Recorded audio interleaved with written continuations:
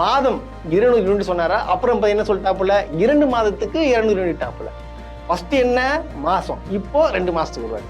என்ன இது இதுலயுமா போங்க விஜயனா, what bro, very wrong bro. Vijay அவர்கள் வந்து பாத்தீங்கன்னா என்ன சொல்லி ஓட்டு வாங்கினாரு, இந்த மாதிரி பாத்தீங்கன்னா பெண்களுக்கு பாதுகாப்பு கண்டிப்பா கொடுப்பேன், நோ காம்ப்ரமைஸ் அப்படின்னு சொல்லிட்டு சொன்னாங்களே. பட் ஆனா வந்து இது ஒரு லெத்தாஜிக்கா போற மாதிரி எனக்கு ஒரு ஃபீலிங்கா இருக்கு. இருந்தாலும் காவல்துறை தன்னுடைய கடமை வந்து செஞ்சுதான் இருக்கு. யாரும் வேலை செய்யலன்னு நினைக்கிறேன், நல்லா தெரியுது. எவனும் போய் எம்எல்ஏ சும்மா போயிட்டு ரீல்ஸ் போறதுக்கு மட்டும் போறாங்களே தவிர என்ன நடக்குது ஏது நடக்குது போயிட்டு எதுவும் பாக்குறது கூட இல்லைன்னு நினைக்கிறேன். ஒரு கட்சியுடைய பொதுச் செயலர் யாரு, புஷி ஆனந்த், இல்ல தலைவர் யாரு, விஜய். அவர் தானே பார்க்கணும். ஆதவ அர்ஜுனா பார்க்க வேண்டிய அவசியம் என்ன? ஆதவ அர்ஜுனா பார்த்துட்டு தான் அதுக்கப்புறம் தான் ஆதவ அர்ஜுனா மட்டும் தான் போறாங்க. ஸோ அப்போ யார் வந்து கூப்பிடுறா, யார் குதிரை பேர் நடத்துறா? இதுதான் குதிரை பேரம்.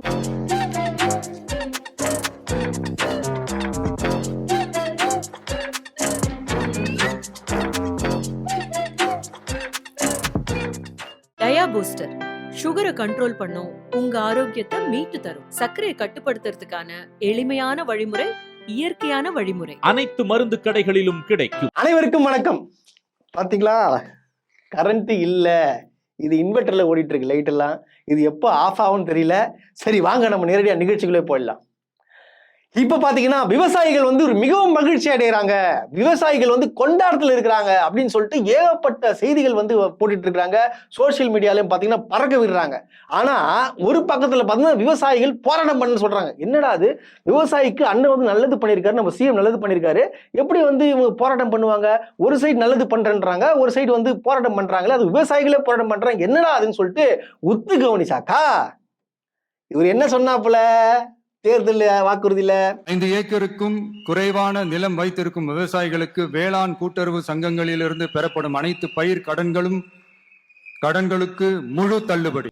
விவசாயிகளுக்கு 5 ஏக்கர் வரி நிலம் வச்சிருக்கவங்களுக்கு வந்து பாத்தீங்கன்னா வாங்கியிருப்பாங்க, கடன் வாங்கியிருப்பாங்க. பாத்தீங்கன்னா அந்த 5 ஏக்கர் நிலம், அந்த கடன்கள் அனைத்தும் வந்து எப்படி கடன்கள் அனைத்துமே கேன்சல் செய்யப்படும் அப்படின்னு சொல்லியிருந்தாப்புல. சொன்னார்ல. ஆனா இப்போ என்ன பண்ணிருக்காப்புலன்னா 5 ஏக்கர் நிலம் நீங்க வச்சிருக்கீங்களா, சரி ஓகே, அதனால நீங்க 50,000 ரூபாய்க்குள்ள நீங்க கடன் வாங்கியிருந்தீங்கன்னா உங்களுக்கு அதை நாங்க வந்து ரத்து செய்யப்படும், உங்களுடைய கடன் பார்த்தீங்கன்னா ரத்து செய்யப்படும், கடன்லாம் வந்து நீங்க கட்ட வேண்டாம் அப்படின்னு சொல்லிட்டு யார் சொல்லியிருக்கா? முதலமைச்சர் விஜய் அவர்கள் சொல்லியிருக்காரு. இப்போ அப்ப என்ன சொன்னீங்க, இப்ப என்ன சொல்றீங்க? இது பேர் என்ன? இது பேர் என்ன தெரியுமா? இதுதான் வந்து மடைமாற்றுன்னு சொல்லுவாங்க. அதாவது ஒருத்தங்களை ஏமாத்துறேன்னா அவன் ஆசையை தூண்டணும் அப்படின்னு சொல்லிட்டு தான் இது நடக்குது. ஏன்னா அப்ப ஆசையை தூண்டினாப்புல எல்லாரும் கடன் தள்ளுபடின்னு சொன்னா. ஆனா இப்போ 50,000. ஏன்பா நான் கேட்கிறேன், 1 ஏக்கர் நிலம் வச்சிருந்தா கூட 1 லட்சம் ரூபாய் 1 லட்சம் ரூபாய் கடன் வாங்கியிருப்பான்.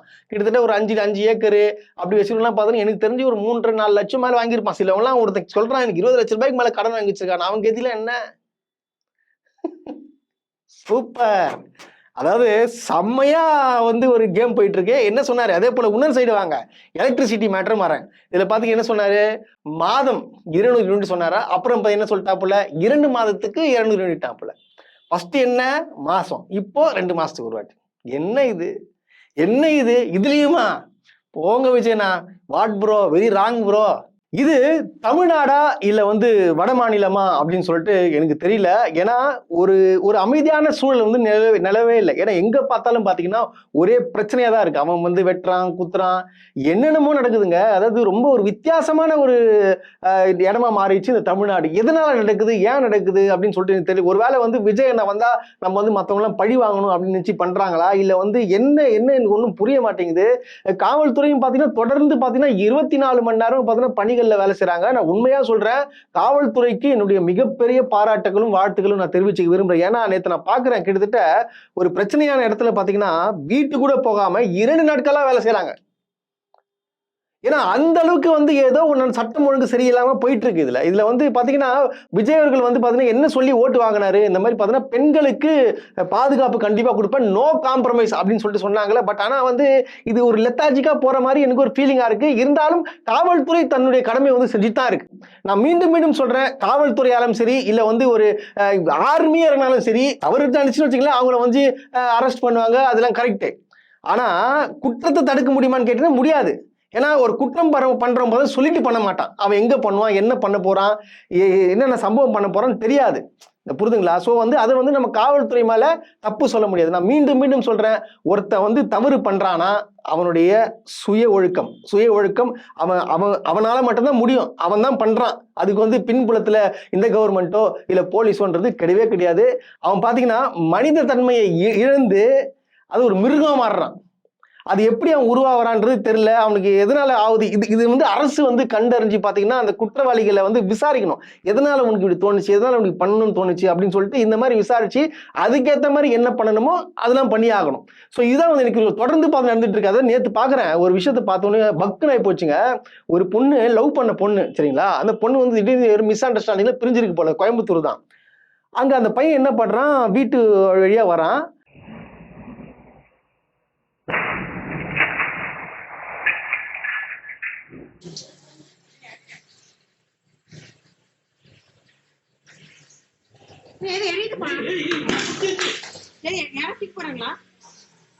யாரும் வீசிட்டானுங்கப்பா. உள்ள வீசுவாங்க.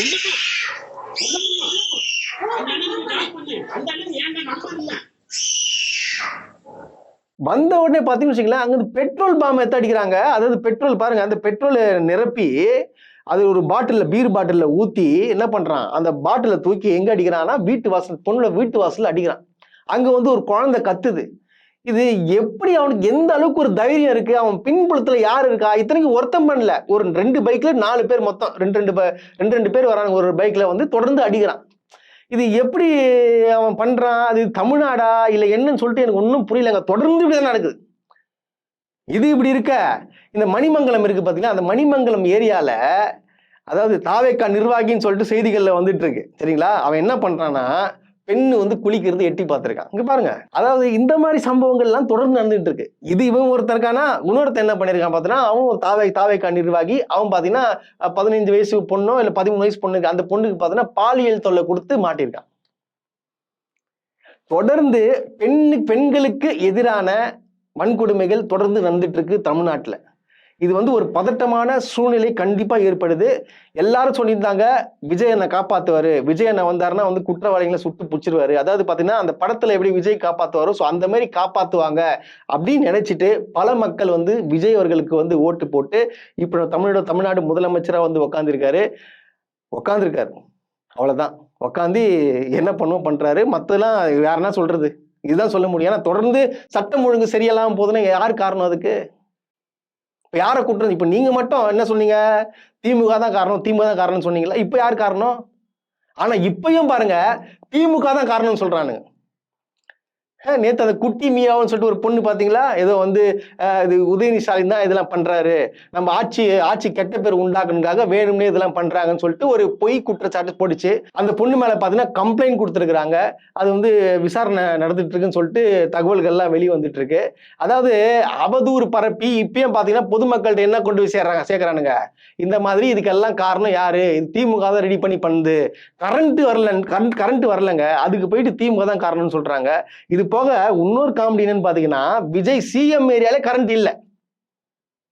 அங்க போயிட்டு நேத்துக்கு விடிகால போயிட்டு பொதுமக்கள் வந்து போயிட்டு அங்க போராட்டம் நடத்திட்டு இருக்காங்க. இங்க பாருங்க, வீடியோ பாருங்க. துறைப்பாக்கம் அதே போல கிழக்கு கடற்கரை சாலை பகுதியில் தொடர் மின்வெட்டை கண்டித்து, அதாவது கடந்த 2 வாரங்களாகவே தொடர் மின்வெட்டு ஏற்படுவதை கண்டித்து அந்த பகுதி மக்கள் நேற்று நள்ளிரவு ஈசிஆர் சாலையில் மறியலில் ஈடுபட்டனர். என்ன நடக்குது இங்க? இன்னும் புரியவே இல்லை எனக்கு. இது பார்த்துட்டு வேடிக்கை பாக்குறாங்களான்னு சொல்லிட்டு எனக்கு தெரியல. நிர்மல்குமார் பாத்தீங்கன்னா சிடிஆர் நிர்மல்குமார் மாண்புமிகு அமைச்சர், மின்சாரத்துறை அமைச்சர் வந்து பாத்தீங்கன்னா என்ன சொல்றாரு, வயிறு சரியில்லாம போயிட்டு இருக்கோம், இது பாத்தீங்கன்னா சம்மர் சீசனால மாதிரி கரண்ட் வந்து அடிக்கடி கட் ஆகும் அப்படின்னு சொல்லிட்டு சாட் ஜிபிடில இருக்குது அப்படியே சொல்றாப்புல. இதுக்கான தீர்வு என்ன? ஏங்க 1.5 வாரமா ஏங்க திமுக ஆட்சியில இந்த அளவுக்கு ஒரு அவலம் வந்துச்சா? இந்த அளவுக்கு அவலம் வந்துச்சா? ஏன் இங்க மட்டும் நடக்குது? கொஞ்சம் சிந்திங்க. அப்போ இது வரைக்கும் இப்போ வரைக்குங்க அந்த எலக்ட்ரிசிட்டி போர்டுல இருந்து முக்கியமான அதிகாரிகளை வச்சு பேச்சுவார்த்தை பேசணும். இன்னும் பேசாம தீர்வு காண முடியாம என்ன பண்ணிட்டு இருக்காங்க? எனக்கு புரியல என்ன நடக்குதுன்னு சொல்லிட்டு எனக்கு தெரியல. அதே போல பாத்தீங்கன்னா நம்ம வேலூர் உங்களுக்கு தெரியல, அந்த செங்கல் சூளையில போயிட்டு ஒருத்தர் 1 லட்சம் ரூபாய் கேட்டேன்னு சொன்னாங்கல்ல, எல்லாம் தகவல் எல்லாம் வந்துச்சு. பாத்தீங்கன்னா பொதுமக்களும் போராட்டம் பண்ணாங்க. இந்த போராட்டத்தை தொடர்ந்து இன்னைக்கு என்ன சொல்லியிருக்காங்கன்னு பாத்தீங்கன்னா, விஜயகுமார் என்பவர் பாத்தீங்கன்னா நகர செயலாளர் இருக்காரு, ஒன்றிய நகர செயலாளர் நினைக்கிறேன், அவர் அந்த போஸ்டிங்ல இருக்காரு. அந்த போஸ்டிங்கை விட்டு தாவேகா பாத்தீங்கன்னா அவரை தூக்கிடுச்சு. இப்போ அவரை வந்து நீங்க போஸ்டிங்கை விட்டு நீங்க தூக்கிட்டீங்க, கரெக்ட், எல்லாம் கரெக்ட், போஸ்டிங் விட்டு தூக்கியாச்சு, எல்லாம் ரைட், ஓகே, எல்லாம் ஒத்துக்கிறேன். சரி, அவர் மேல நீங்க எப்போ நடவடிக்கை எடுப்பீங்க? சட்ட ரீதியா நடவடிக்கை எப்போ எடுப்பீங்க? அவர் குற்ற செயல் பண்ணியிருக்காரு, மிரட்டி 1 லட்சம் ரூபாய் மாமூல் கேட்டிருக்காரு. ஸோ வந்து இது வந்து கண்டிப்பா அவரை கைது பண்ணணும், இல்ல அவங்க வழக்கு தொடரணுங்க. அது வழக்கு ஒன்றும் தொடரல, கட்சி விட்டு தூக்கினா மட்டும் போதுமா? இதுவா மத்தவன் பண்ணியிருந்தானே என்ன பண்ணிருப்பீங்க? தூக்கி ரிமாண்ட் பண்ணிருப்பீங்க, அவன் மேல வந்து என்ன பண்ணி வழக்கு போட்டு தூக்கி உள்ள வச்சிருப்பீங்க. ஆனா வந்து இப்ப எப்படி புரியல எனக்கு இது. கட்சியை விட தூக்கிட்டீங்க, ஓகே, கட்சியில அவர் கிடையாது. ஆனா தப்பு பண்றதுக்கு கேஸ் போடணுமே, ஏன் போடாம இருக்கீங்க? இன்னும் ஏன் நடவடிக்கை உங்க எடுக்கல? இது எடுத்தா போதுமா? கட்சி விட்டு தூக்குனா போதுமா? அதாவது புதுமையான நிகழ்வுகள் இருந்துட்டு, அதாவது பாத்தீங்கன்னா அதே கோயம்புத்தூர் தான். கோயம்புத்தூருக்கு என்ன ஆச்சுன்னு தெரியல. இதே கோயம்புத்தூர் தான் என்ன பண்றாங்க, ஒரு பொண்ணோ ஒரு பையனோ, அதாவது பாத்தீங்கன்னா திருமணம் நிச்சயிக்கப்பட்டிருன்னு சொல்லப்படுது. இவங்க 2 பேர் வந்து பைக்ல போயிட்டு இருக்காங்க இரவு நேரத்துல. அப்போ வந்து ஒருத்தன் என்ன பண்றான், ஃபாலோ பண்ணி பின் தொடர்ந்து வந்து, அதாவது வண்டியில ஓட்டும் போது வண்டி லைட் போடணும்ல, ஃப்ரண்ட்ல லைட் போடாம பின் தொடர்ந்து அவங்க எங்கெங்கெல்லாம் போறாங்களோ அப்படின்னு சொல்லிட்டு பின்னாடியே வந்துட்டு ஒரு கட்டத்துல என்ன பண்றாங்க, அவங்க போயிட்டு ஒரு கடைக்குள்ள போயிடுறாங்க. கடைக்குள்ள போன உடனே கேக்குறாங்க, நீ யார், ஏன் பின்னாடி வரேன்னு கேட்டா, எங்க அண்ணன் வந்து உங்களுக்கு பாதுகாப்பு கொடுக்குன்னு சொல்லியிருக்காரு, ஏன்னா பெண்களுக்கு பாதுகாப்புல வந்து எங்க அண்ணன் வந்து சொல்லியிருக்காருல, அதனால வந்து நாங்களே இறங்கி உங்களுக்கு பாதுகாப்பு கொடுக்குறோம் அப்படின்னு சொல்லிட்டு சொல்றாங்க. பாருங்க, நீ யாரடே, நீ யார் முதலே, நீ யார் பொது சேவை பண்றியா, நீ பொது சேவை பண்றியா, நீ பொது சேவை என்ன பண்ணிருக்கியோ அதை காமி. நீங்க பாரு, டேய் இங்க பாரு, பொது சேவை என்ன பண்ணிருக்க அதை காமி. எப்படிலாம் இறங்கிருக்காங்க பாத்தீங்களா? எந்த மாதிரி, அதாவது பாருங்க, பெண்களுக்கு இவர் பாதுகாப்பு கொடுக்குறான், இவன் மூஞ்ச பத்தல தெரியுது இவன் எதுக்காக அவன் போனான்னு சொல்லிட்டு அவன் பாரு மாட்டிக்கினே நைஸா வந்து கேட்டவனையும் வீடியோ எடுத்தவனையும் நைஸா நழுவுறாப்புல. எப்படிலாம் எந்த அளவுக்கு ஒரு கேவலமா இறங்கிறான்னு புரிதுங்களா உங்களுக்கு? அதாவது பாருங்க, உஷாரா இருக்கணும். அதாவது இவங்க என்ன பண்றானுங்க, இதெல்லாம் பண்ணிட்டு தாவேகா நிர்வாகி நாங்க விஜய் என்ன சொல்லியிருக்காருன்னு சொல்லிட்டு இதெல்லாம் வந்து விஜய்க்கு நல்ல பேர் இருந்துச்சுன்னு சொல்றானுங்க போல. இதெல்லாம் மிகப்பெரிய கெட்ட பேரு, இதெல்லாம் ஒரு மோசம். இந்த பையனை எதுக்காக அவங்க ஃபாலோ பண்ணாங்கன்னு சொல்லிட்டு காவல்துறை இவனை பிடிச்சி விசாரிக்கணும். இது இந்த பக்கம் இருக்க பெரம்பூர்ல, அதாவது பாத்தீங்கன்னா அவரோட தொகுதியில கஞ்சா போதையிலயோ என்ன போதையிலும் தெரியல, ஆட்டோ காரு கீர் எல்லாத்தையும் உடைச்சு நாசம் பண்ணிட்டு போயிட்டானுங்க. என்ன அவர் தொகுதியிலே இந்த மாதிரி நடக்குதுன்னா எப்படி இது? இதெல்லாம் பார்த்துன்னு யார் சும்மா இருக்கிறாங்க? சரி, இப்போ உடைச்சி 2 நாள் ஆகுதுன்னு சொல்றாங்க, இன்னும் வந்து குற்றவாளியை ஏன் கைது பண்ணாம இருக்காங்க? இல்ல விசாரணை நடத்துச்சா இல்லைன்னு சொல்லிட்டு எனக்கு தெரியல. நான் நியூஸை பார்த்தேன், பாத்தீங்கன்னா இந்த மாதிரி பெரம்பூர் தொகுதியில இந்த மாதிரி இடத்துல பார்த்தீங்கன்னா கார் கண்ணாடி எல்லாம் உடைச்சிருக்கிறாங்கன்னு சொல்லப்படுது. இது என்ன நடக்குது? ஒரே இது குற்றம் நடவடிக்கையாவே போயிட்டு இருக்க. இது எப்போ இது முடிவு காலம் வரும்னு சொல்லி தெரியல.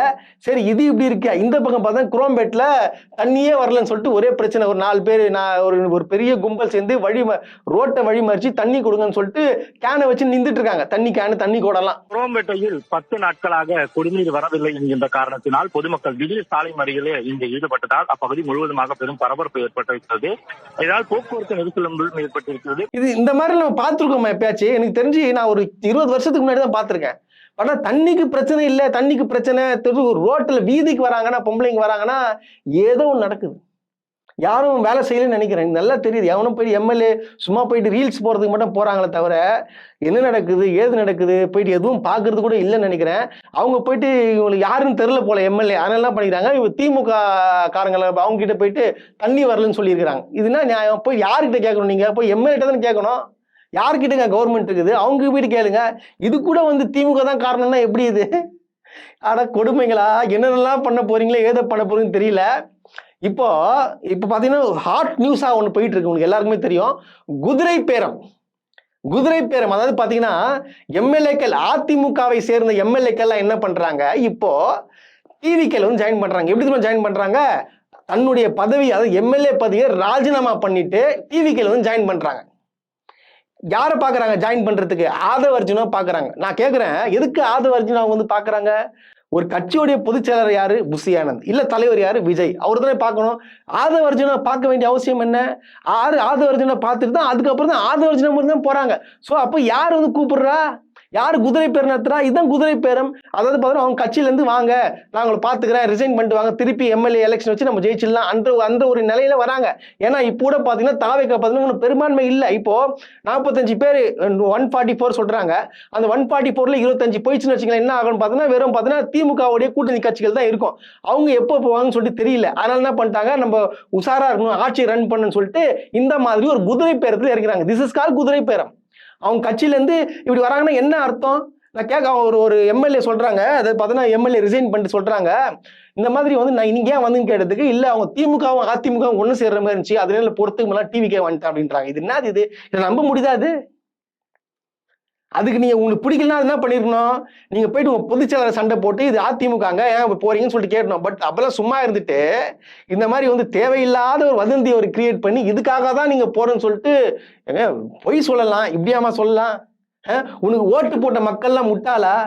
கிட்டத்தட்ட 80,000 வாக்குகள் வாங்கி இருக்கிறீங்க. விஜய் வந்து மதுராந்தகம் தொகுதியில 3வது இடத்துல தள்ளப்பட்டார், 2வது திமுக.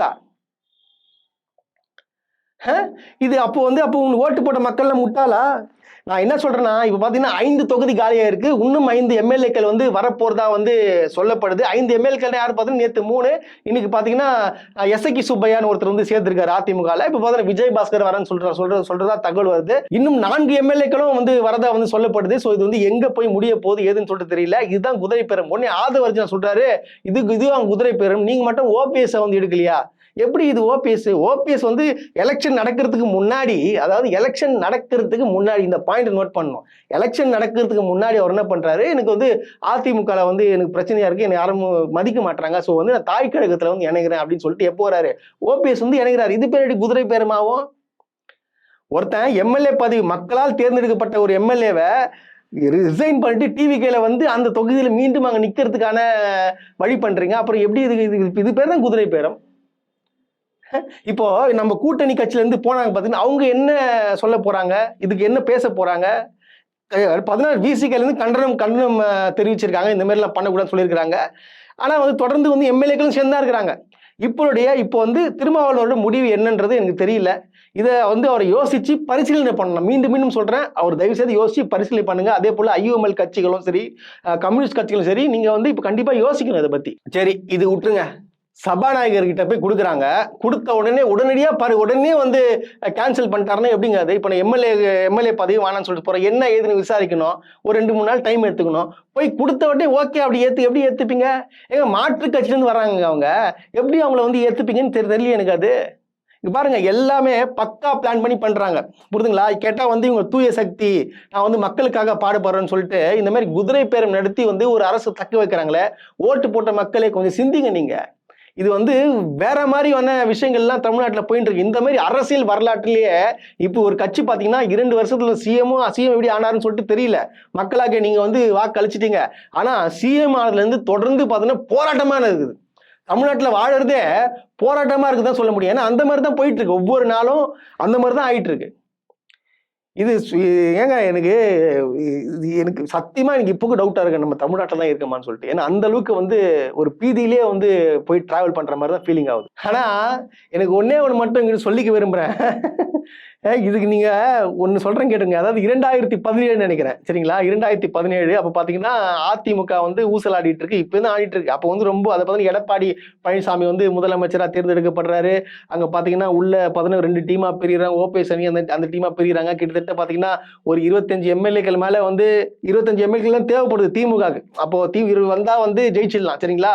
அப்போ வந்து எல்லாரும் சொல்றாங்க, இந்த மாதிரி வந்து 25 எம்எல்ஏக்களை நீங்க பேசுங்க அப்படின்னு சொல்லிட்டு திமுக தலைவர்கிட்ட போய் சொல்றாங்க. அவர் சொன்ன ஒரே வார்த்தை என்ன தெரியுமா?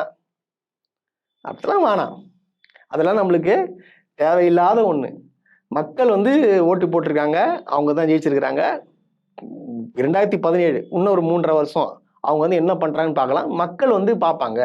அது வரைக்கும் நம்ம வந்து தேவையில்லாத வேலையெல்லாம் பண்ணக்கூடாது அப்படின்னு சொல்லிட்டு ஒரு எந்த அளவுக்கு ஒரு அரசியல் நாகரிகத்தோட ஒரு மக்களின் வாக்களித்த மக்களுக்கு வந்து பாத்தீங்கன்னா அவங்கள வந்து அப்செட் பண்ண விடாம, சரி அவங்க ஓட்டு போட்டாங்க, அவங்களோட ஆட்சி இது பார்க்கணும்னு சொல்லிட்டு பொறுமையா இருந்து அதுக்கப்புறம் அடுத்த தேர்தலில் ஜெயிச்சவர் தான் மு.க. ஸ்டாலின். ஆனா அவங்கள திமுக என்ன சொல்றீங்க, குதிரை பேருன்றீங்க. இதுதான், அதாவது ஒரு கம்பேரிட்டிவ்லாம் பண்ணி நீங்க பண்ணவே கூடாது. நீங்க திமுக கூட வந்து டிவிக்கே சேர்க்கவே கூடாது, இதுதான் உண்மை. ஆனா போக போக பாத்தீங்கன்னா மக்கள் வந்து உணர்ந்துட்டு வராங்க. உண்மையாவே உணர்ந்துட்டு வராங்க. நம்ம ஏன் தான் இவங்களுக்கு ஓட்டு போட்டோமோ, என்னடா இது இப்படி ஆகிட்டு இருக்கு, தொடர்ந்து இப்படி ஆகிட்டு இருக்கு அப்படின்னு சொல்லிட்டு. மக்களே, உங்களுக்கு இப்ப புரியுதா இல்லையா? நம்ம திராவிட மாடல் திமுக ஆட்சி இருந்தா எப்படி இருந்திருக்கோம், இப்ப நம்ம எந்த பாதையில போயிட்டு இருக்கோம், என்ன நடக்குது, நம்ம ஊர் எம்எல்ஏ எங்க?